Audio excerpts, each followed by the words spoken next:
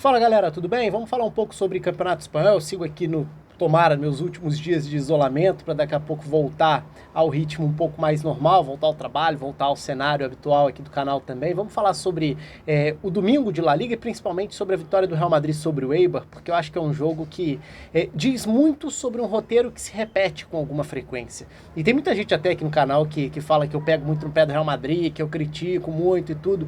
Mas eu acho que o Real Madrid dá motivos para isso, principalmente pela inconsistência dentro dos jogos. E talvez esse duelo contra o Eibar seja um ótimo exemplo disso. Mesmo sabendo que o Eibar é um adversário muito específico em termos de planejamento de jogo, de estratégia mesmo, tática. É um time que sobe para marcar de uma forma muito agressiva, isso condiciona muitos jogos. Acaba sendo um jogo em que ou você vai ter problemas para tentar superar essa marcação-pressão adiantada do Eibar e conseguir avançar no território, ou você vai conseguir superar essa pressão e vai atropelar o Eibar. Em geral é isso, quando a gente olha para os duelos contra Barcelona, contra Real Madrid. E curiosamente esse jogo, dessa vez, tem um pouco dos dois mundos, porque foi um jogo em que o Real Madrid jogou muito bem em alguns pedaços, começa avassalador, poderia ter atropelou na verdade, poderia ter goleado, não goleia, depois toma sustos, tanto que aos 46 do segundo tempo, o Sérgio Ramos estava salvando bola, fazendo uma travada fundamental dentro da área, evitando que poderia ter sido o gol de empate do Eibar. Depois o Lucas Vázquez define 3-1, mas longe de ter sido um 3-1 tranquilo. Então eu acho que é um bom exemplo, quando eu falo sobre um roteiro que se repete, eu acho que esse é um jogo que serve muito bem como parâmetro para isso. Mesmo entendendo que, em termos estratégicos, as partidas contra o Eibar são muito particulares, mas eu acho que em termos de avaliação da irregularidade do Real Madrid, esse jogo se aplica muito, porque é um jogo que tem um lado muito curioso, que é o seguinte: a gente consegue falar de grandes atuações individuais, de ótimos momentos coletivos, de um Real Madrid que deu gosto de ver, que encantou em períodos dos jogos, e ainda assim o Real Madrid que por muito pouco não deixou ponto pelo caminho contra o Eibar. Ou seja, são os dois mundos, né?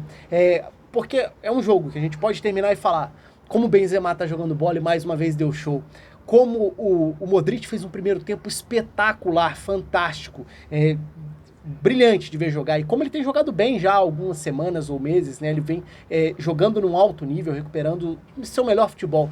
Como o Toni Kroos é fundamental e fez um grande segundo tempo. Como o Sérgio Ramos foi fundamental dentro do jogo na estrutura de saída de bola, na liderança, nos momentos-chave lá atrás, salvando, por exemplo, no final. O Rodrigo foi importante, com um belo passe no gol que abre o placar, com outros momentos de participação dentro do jogo. Então, assim, a gente tem como pontuar algumas questões muito positivas. Então é um Real Madrid que a gente olha para o jogo e fala, deu gosto de ver. E olha que time legal de ver, brilhante de ver, pela qualidade, pela capacidade que envolve. Porque tem jogadores espetaculares. Ao mesmo tempo, eu volto a falar, teve dificuldade para vencer o Eibar, teve muita dificuldade para matar o jogo. E eu acho que é aí que as coisas fecham, mais ou menos, quando a gente olha para um raciocínio, para uma linha, que diz muito sobre o que é o Real Madrid já há algum tempo, que é um pouco essa incapacidade de definir os jogos, essa falta de um maior poder de fogo para conseguir transformar esses períodos de maior produção ofensiva em resultado, porque se o resultado vem, ele vai te dar um conforto maior e a sensação vai permitir muito mais que você desfrute da sensação de um grande futebol. Diante do Eibar, se a gente for olhar para os primeiros 15, 20 minutos, o Real Madrid já começa fazendo gol, ou seja, já encaminhava o placar muito cedo, já tirava aquele peso do gol que não sai, o tempo vai passando, isso tende a abalar a confiança, e aí isso vai virando um problema, né? Porque você não consegue transformar em resultado favorável, o tempo vai passando, você vai se complicando. Então, bastante barulho aqui, mas vamos seguir assim mesmo. Eu acho que esse é a grande diferença do Real Madrid, talvez se a gente quiser fazer um recorte do período pós-Cristiano Ronaldo para cá, que é um período em que o Real Madrid deixou de ter esse goleador, esse cara decisivo com regularidade para matar jogos, para definir partidas, para impedir que pontos bobos fiquem pelo caminho. Dessa vez eles não ficaram pelo caminho, mas por muito pouco.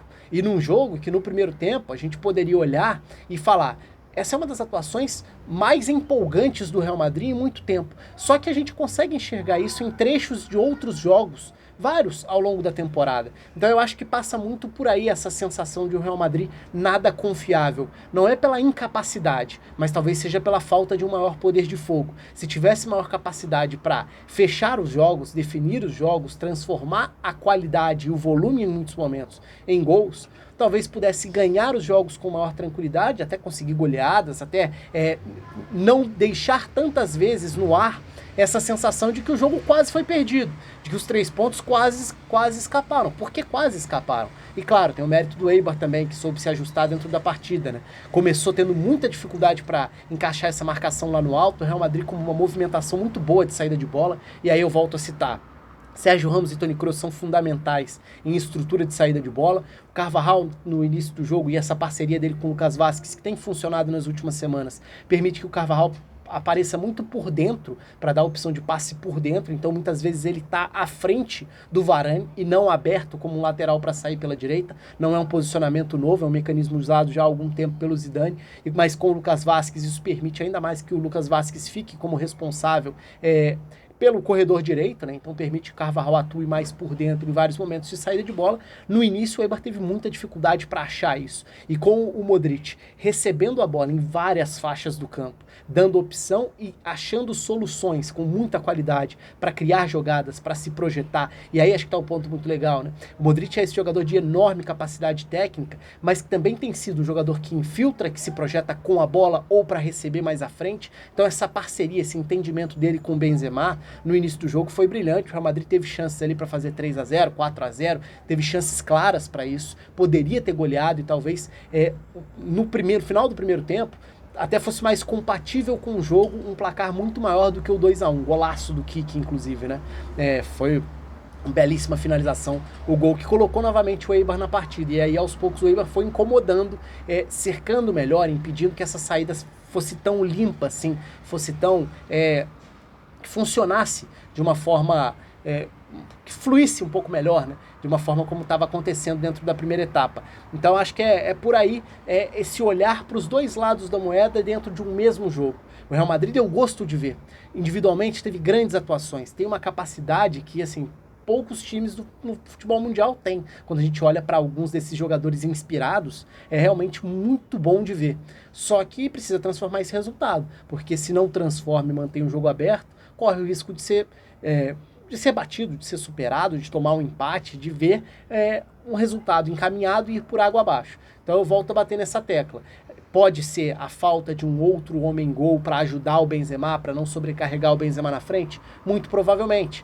Se fosse um ponta mais goleador, talvez fosse o melhor complemento para o Benzema? Muito provavelmente. Só que a gente já está falando disso desde a saída do Cristiano Ronaldo. E os jogadores que, em tese, deveriam assumir esse papel acabaram não dando esse passo à frente, tanto que o Benzema foi quem deu esse passo à frente para virar um jogador que é um dos principais homens de criação, de construção de jogada, de armação, de movimentação, de finalização, acaba indo tudo para as costas do Benzema, muito pela falta de um outro finalizador confiável para complementar os momentos em que esse meio campo funciona bem. Não são poucos os momentos, porque o Toni Kroos, regularidade em altíssimo nível já há muitos anos. O Modric, é verdade, teve altos e baixos ao longo dos últimos anos, mas está de volta a um nível muito legal de ver. E ele é um jogador que eu acho até que é meio que tratado injustamente, porque ele ficou marcado por uma bola de ouro que ele ganhou, quando muito provavelmente não devesse ganhar, mas nem por isso, isso não faz dele um jogador menos fantástico. Muito pelo contrário, um jogador que é um dos grandes meio-campistas dessa década no futebol mundial, sem a menor dúvida, e fundamental dentro dos títulos que o Real Madrid conquistou também. Então, em alguns momentos ele acaba sendo, não sei se menosprezado ou não reconhecido devidamente, por quem pega no pé por conta de uma premiação individual lá atrás. Mas acho que as coisas têm que ser bem separadas, né? Uma coisa é você concordar ou discordar da premiação individual, dos critérios para as premiações individuais, algo que eu questiono muito, por exemplo. Outra coisa é reconhecer a qualidade do meio-campista croata, que está de volta a um grande nível. É isso. Um abraço para todo mundo aí, conto com os comentários, com a inscrição no canal. Enfim, em breve tem mais vídeo por aqui.